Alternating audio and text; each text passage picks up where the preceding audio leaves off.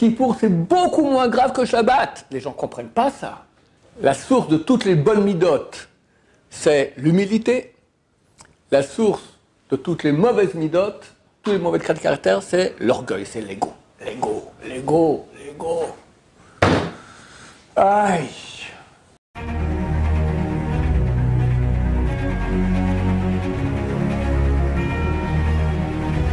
Ce jour est dédié pour l'élévation de l'âme de Serge Shlomo Ben Henriette Bezrat Hashem.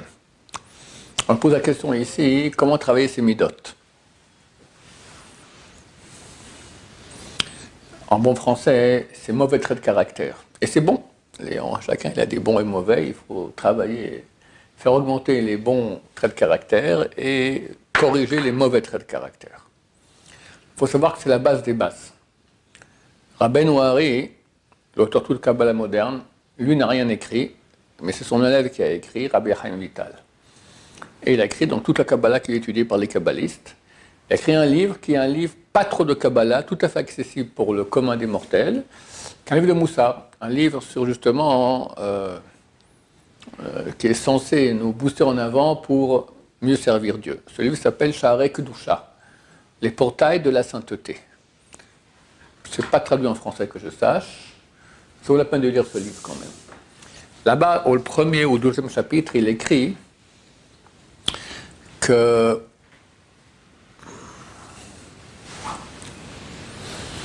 il y a les 4 lettres du nom de Dieu.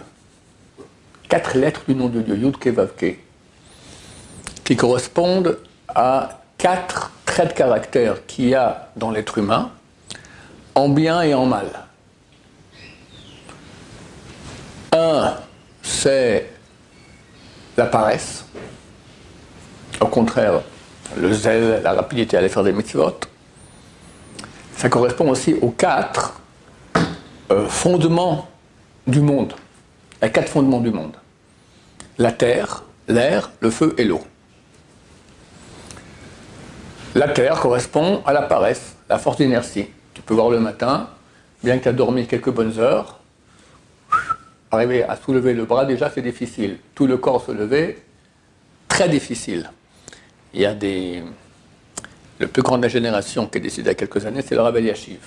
Il est mort aussi à 103, 104, 105 ans, je ne sais pas. Bon. Et à la fin, il était très vieux, il était seul chez lui.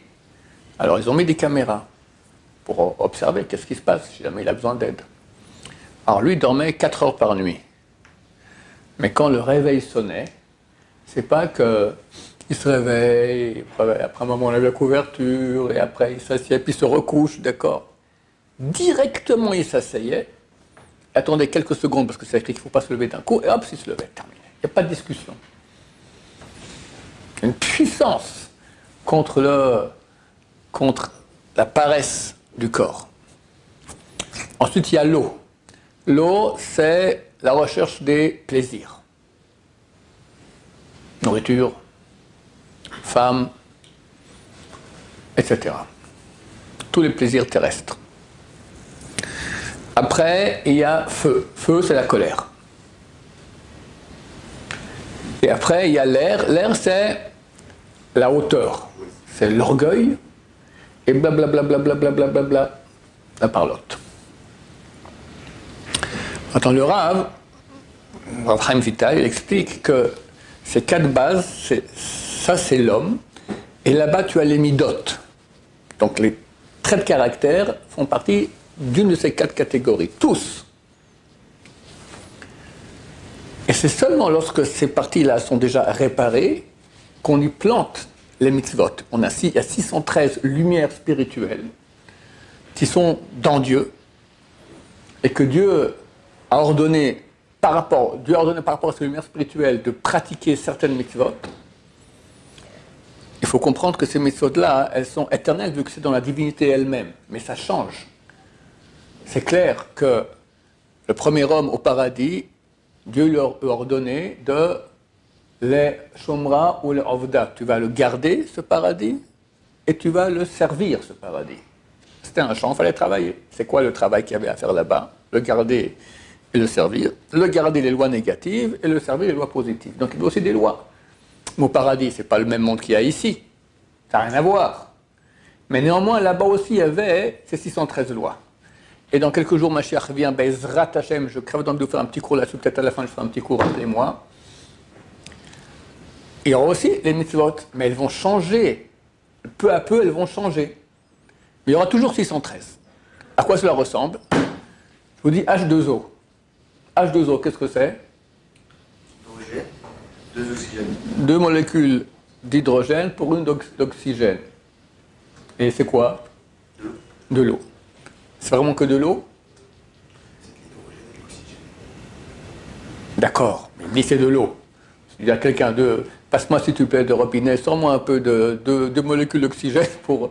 Un verre de molécules de 2 molécules d'hydrogène pour une d'oxygène. Le type, il comprend de quoi tu parles, d'un verre d'eau. D'accord.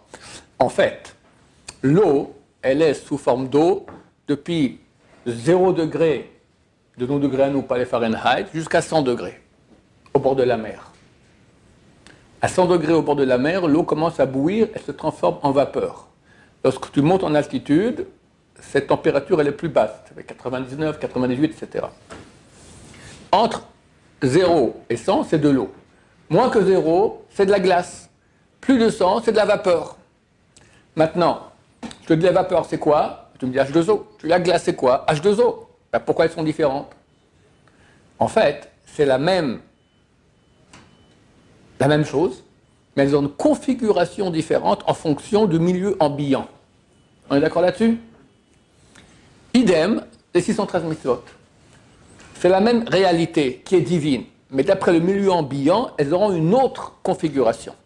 Ici sur Terre, c'est les 613 lois que nous connaissons. Après un Mashiach, ça sera une autre chose. Quand on l'an 6000, tout va passer dans une dimension spirituelle, ce sera encore autre chose. Et avant le péché originel de l'homme était au paradis, c'est encore autre chose. Donc, ces 613 existent. Maintenant, nous, pour nous réaliser, on doit les pratiquer comme notre monde. La configuration qu'ils ont dans ce monde, c'est comme on les connaît. Mais le Rav explique, le Rav Chaim Vital, tu ne peux pas arriver à faire les 613 mitzvot si tu n'as pas réparé au début. Tu as ta base maintenant des 4 lettres de nom de Dieu qui ne sont pas les mitzvot, qui sont des midot. Ce sont des qualités d'âme, des traits de caractère. Et il faut changer ces 4 parties. La paresse, l'orgueil avec la parlotte, la colère et la recherche des envies. Et ça, c'est un travail énorme. Il y avait un grand rabbin, il y a 150 ans environ, énorme, d'accord, d'ailleurs, qui est venu pas mal de temps à Paris pour essayer de faire Tchouva aux Francs. Déjà, il y a un siècle et demi, le début de la fin a commencé en France, d'accord. Ça allait très très mal là-bas. Il a dit d'ailleurs qu'il y a beaucoup de hirat shama et beaucoup de crainte de Dieu à Paris.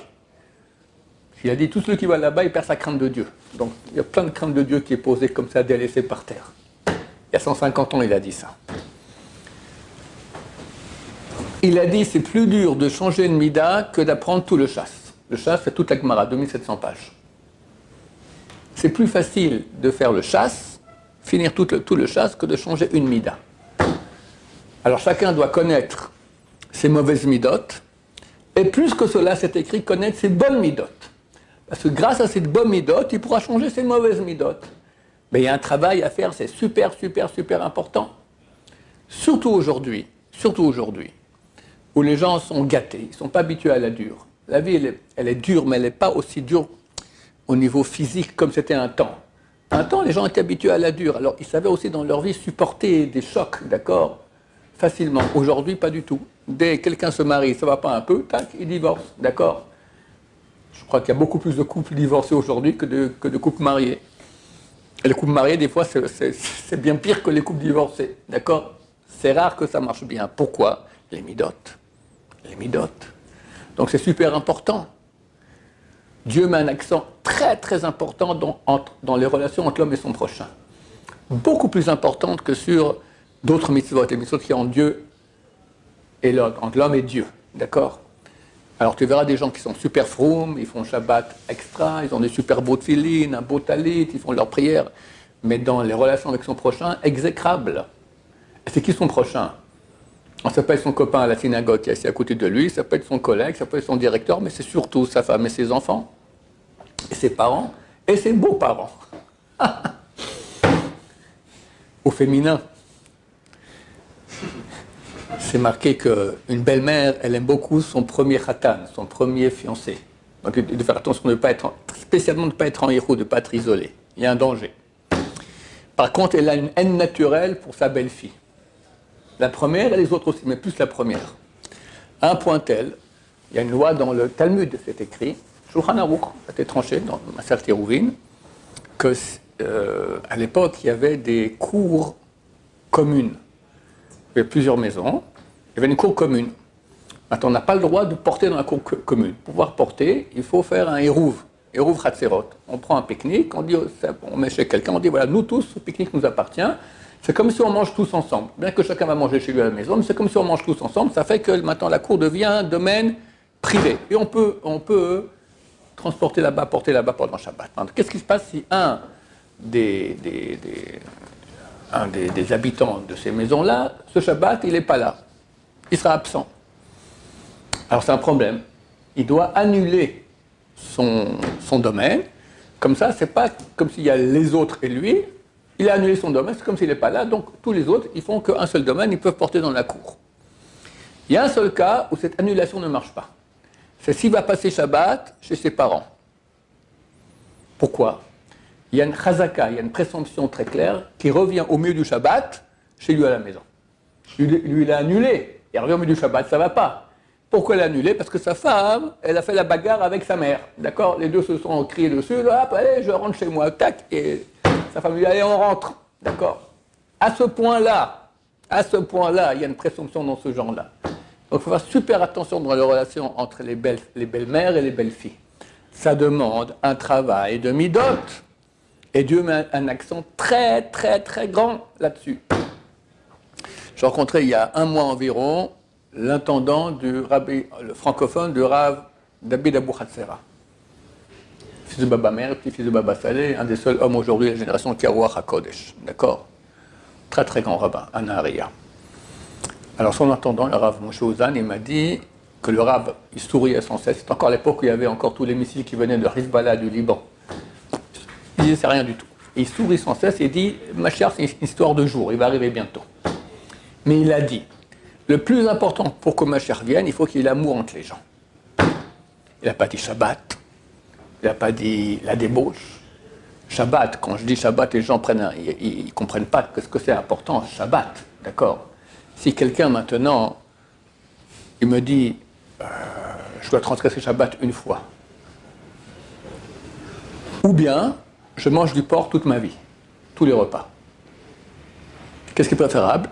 De loin, c'est mieux qu'il mange du porc toute sa vie, plus qu'une seule fois transgresser Shabbat. C'est beaucoup, beaucoup, beaucoup plus grave.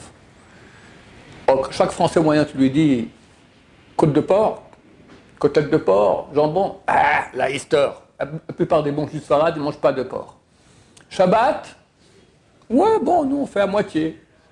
Qui douche avec la télévision, qu'est-ce que j'en sais ? On fait le repas, après on va en boîte. Chacun il fait comme ça un Shabbat. Mais il n'y a rien de plus grave dans toute la Torah. Le porc à côte des seringues, Kippour ! Viens, on va en boîte à Kippour. Non mais ça ne va pas, Kippour ! Kippour, c'est beaucoup moins grave que Shabbat. Les gens ne comprennent pas ça. Oui, oui monsieur. Celui qui transgresse Kippour, c'est Karet. C'est grave, Karet. Retranchement de l'âme. Celui qui transgresse Shabbat, c'est Karet. À l'époque du Temple, c'était mort par lapidation. Plus Karet. Plus Karet. Mort par lapidation. Mort par lapidation, il y a 4 types de morts. La moins grave, c'est strangulation. Après brûler, après tuer, on coupe la tête. Après brûler, et dernière lapidation la plus grave de toutes. T'as pas une sanction plus grave que ça dans toute la Torah. T'as pas. Il y a 2-3 péchés comme ça, c'est les plus graves. Avodah Zara, idolâtrie, homosexualité. Je crois que c'est les seuls que c'est lapidation. Shabbat. Kippour, il n'y a pas de mort. Rien. Aucune des 4. Ben, c'est grave Kippour. Oui, bien sûr c'est grave. Karet. Je sais pas ce qu'il faut, Karet. Le porc, c'est même pas Karet. Il n'y a pas de Karet dans le porc. Ça n'existe pas. D'où ça vient alors que les gens ils font attention Le Yetzer Hara a rendu les gens tordus. Ils lui ont dit, ça c'est super, lui a dit, ça c'est super important. C'est vrai, c'est important par manger du porc. Mais c'est beaucoup moins important que Shabbat. Ça va, allez. Aïe. L'ignorance, qu'est-ce que ça a fait? L'ignorance, qu'est-ce que ça a fait? Pourquoi je vous raconte tout ça? À quel point Shabbat c'est grave? Mais Dieu met beaucoup plus l'accent sur la relation entre l'homme et son prochain. Je ne te dis pas sois maintenant un bon goy. D'accord? Un goy qui ne fait pas Shabbat, qui mange du porc, mais il est bon avec tout le monde. C'est un bon goy. Je ne te dis pas ça. Je te dis, fais Shabbat, mange kasher. Mais il y a un travail conséquent, important à faire sur le caractère. C'est phénoménal à quel point les gens sont tordus. Phénoménal. Moi, je ne m'occupe pas trop de gens. Ma femme, elle coach beaucoup de monde. Tout ce qu'elle a comme client, tout ça, on va dire, secret professionnel, je suis au courant de rien. Mais elle me dit, elle s'occupe de cas. D'habitude, les hommes, c'est des tordus de tordus. Beaucoup plus que les femmes. Des tordus. Mais à ce point, et c'est vrai, un homme, il est orgueilleux. C'est très rare un homme dans le couple qui dira « Je me suis trompé, t'as raison » ou « Pardon » à sa femme. Il est trop orgueilleux. Il est trop orgueilleux. Une femme, elle le fera. Un homme, il est orgueilleux. Orgueilleux. Alors, tu as toujours raison. Oui, j'ai toujours... Il y en a qui disent oui. Un type un peu moins orgueilleux, il dira... Il pense comme ça, il ne va pas le dire. Ouais, il trouvera déjà une réponse. Mais dans sa tête, il a toujours raison. Tordu! Attends, il faut savoir que dans les 4 axes de Midot dont j'ai parlé, il y a un qui est la source de tout. C'est écrit dans les livres. C'est quoi? L'orgueil. La source de toutes les bonnes Midot, c'est l'humilité. La source de toutes les mauvaises Midot, tous les mauvais traits de caractère, c'est l'orgueil, c'est l'ego. L'ego. Aïe.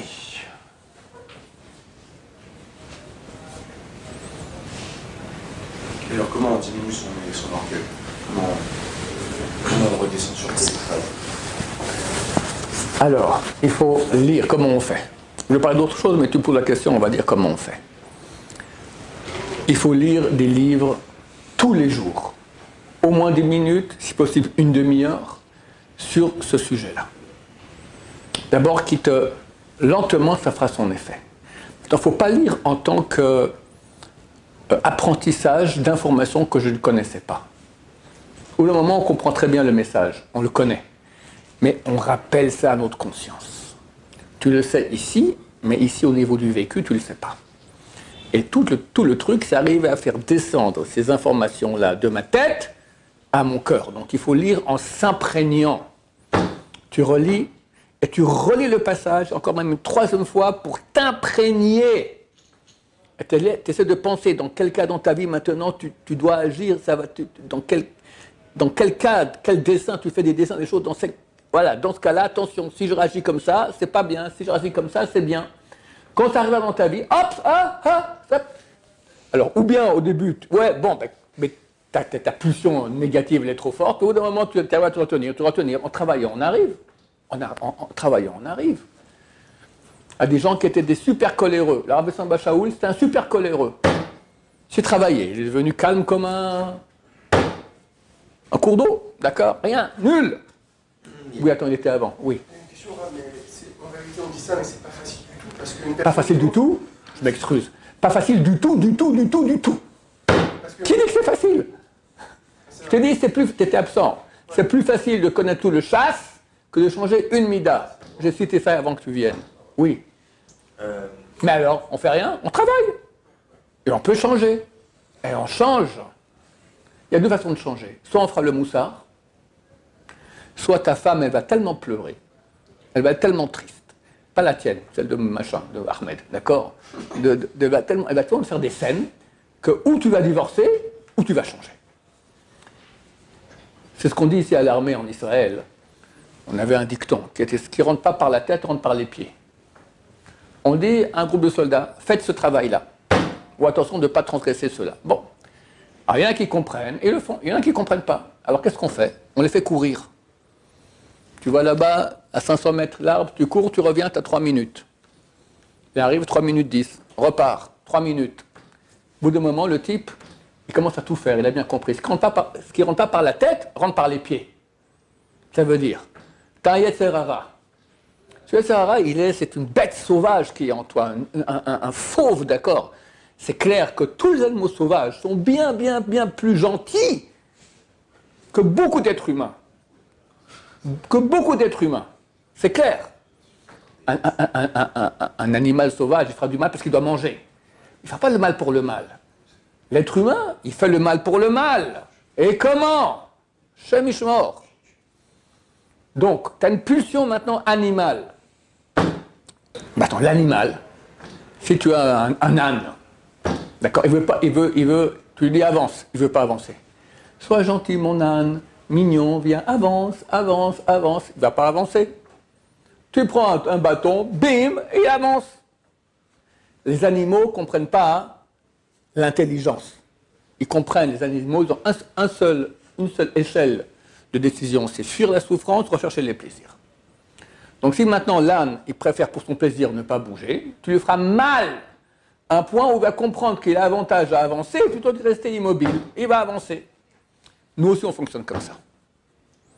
Ou bien on comprend avec la tête, ou bien, comment ça se passe dans tous les domaines, dans les familles, dans les chivotes, dans les écoles, il y a des sanctions. Le type ne l'a pas compris. On lui fait des sanctions parce qu'il est tellement mal qu'il va préférer souffrir pour faire le règlement plutôt que de recevoir une sanction. C'est la partie animale. C'est la partie animale qui est en lui. Nous, on doit arriver, Bezrat Hashem, à comprendre les choses avec la tête et le faire avec la tête. Le moyen de faire avec la tête, c'est comme je dis. Étudier des livres qui vont dans ce sens-là, s'imprégner et commencer à changer. Et il faut commencer à changer. Ça vaut la peine de faire aussi un projet. Tu prends un mois sur une mida.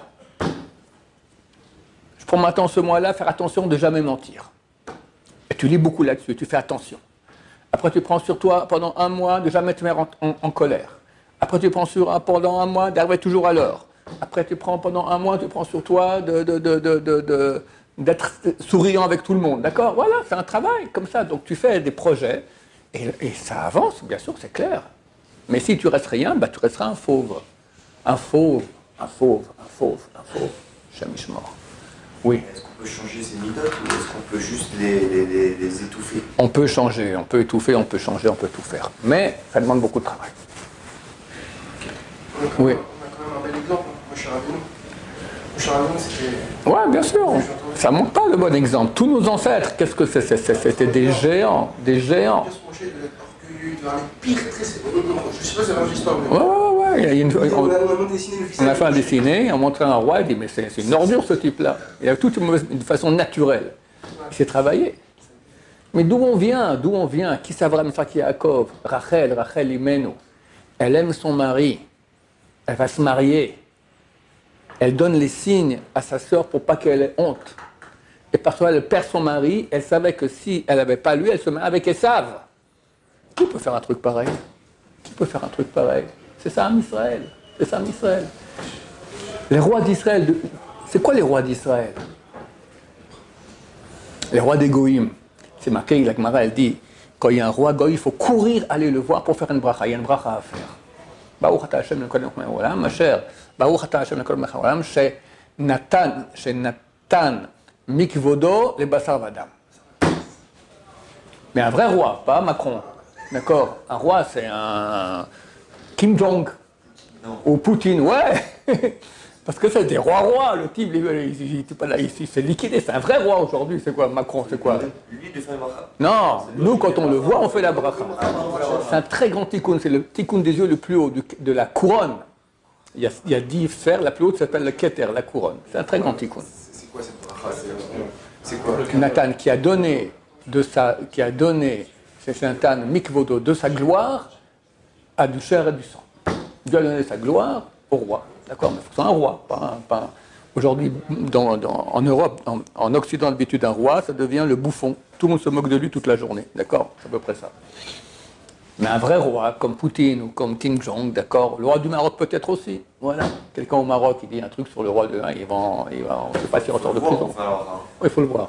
Et pas en photo, en vrai. La Gemara dit, il faut courir aller, parce que s'il aura de la chance, il verra un roi d'Israël. Il verra la différence entre les deux. Un roi d'Israël, il y a un autre bracha. Shechalak mirpodo l'Irav, qui a partagé, pas qui a donné, qui a partagé de sa gloire à ceux qui ont sa crainte. Ça, c'est le roi d'Israël, comme Machar Nerba, c'est une 4 brachot qu'on a à faire. Alors, qu'est-ce qu'il y a de différent? Qu'est-ce qu'il y a de différent? Je vais vous dire qu'est-ce qu'il y a de différent. Si c'est un roi qui est rachat, est-ce qu'on fait comme le roi? Oui, oui, bien sûr. Je te dis Kim Jong, c'est pas un bon roi. Hein. Je dis quelque chose. Un qui n'aime pas les juifs, qui déteste les juifs. Ouais. Tous les rois sont rachats, de toute façon. Casse pas la tête. D'accord. Alors, c'est quoi un roi d'Israël? Il est humble. Il est humble. C'est écrit dans la Gemara. Combien je vous aime, Dieu dit, au peuple d'Israël. J'ai donné de la grandeur à Nabuchodonosor, il a dit, je suis Dieu. J'habite dans le ciel. J'ai donné de la grandeur à Pharaon, il a dit, je me suis créé et le Nil m'appartient. Par contre, j'ai donné de la grandeur à Abraham, il a dit, je suis de la poussière et de la cendre. J'ai donné de la grandeur à David Ameler, il a dit, je suis un ver. J'ai donné la grandeur à Moshe, il a dit, Benachnouma, et nous, qu'est-ce qu'on est? On n'est même pas rien, même pas un ver, rien. Je vous aime, Béné Israël. C'est ça les grands d'Israël, une humilité, comprendre qu'on n'est rien. Et regarde, d'où vient la royauté du peuple d'Israël? Quels sont les ancêtres? T'as Yehuda, qui couche avec sa belle-fille, au milieu de la rue, en tant que prostituée. Prostituée, c'est même pas que c'est sa belle-fille. Elle tombe enceinte. Et elle lui avait demandé un gage. Elle lui avait donné une brebis, il lui demande un gage. Il amène la brebis, elle s'est enfuie, il n'y a plus personne. Au bout de 3 mois, on lui dit elle est enceinte, ta belle-fille, et qu'on la brûle. Elle envoie les gages, allez lui dire que c'est le propriétaire de ces gages-là, c'est lui, de lui il fait enceinte. Il lui reconnaît que c'est lui.